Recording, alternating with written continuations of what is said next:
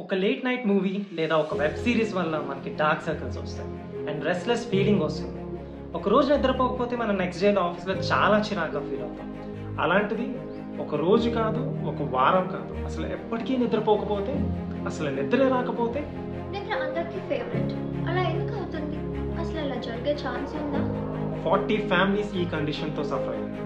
నేను మాట్లాడేది స్ట్రెస్ వల్లనో లేదా మన స్లీప్ సైకిల్ డిస్టర్బ్ అయ్యి నిద్ర రాకపోవడం వల్లనో కాదు. వీళ్ళకి ఒక జెనెటిక్ డిసార్డర్, దాని పేరు ఫ్యాటల్ ఫెమిలియల్ ఇన్సోమ్నియా. అసలు ఈ డిసార్డర్ దేని వల్ల వస్తుంది అండ్ దీని వల్ల ఏమవుతుంది? PRNP ఈ జీన్లో మ్యూటేషన్స్ జరగడం వల్ల థాలమస్ ఎఫెక్ట్ అవుతుంది. ఇది మన బ్రెయిన్లో ఒక పార్ట్.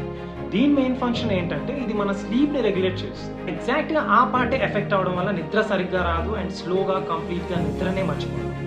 దీనివల్ల మన బాడీలో ప్రతి పార్ట్ ఎఫెక్ట్ అవుతుంది. ఇది ఎఫెక్ట్ అయిన 12 to 18 monthsలో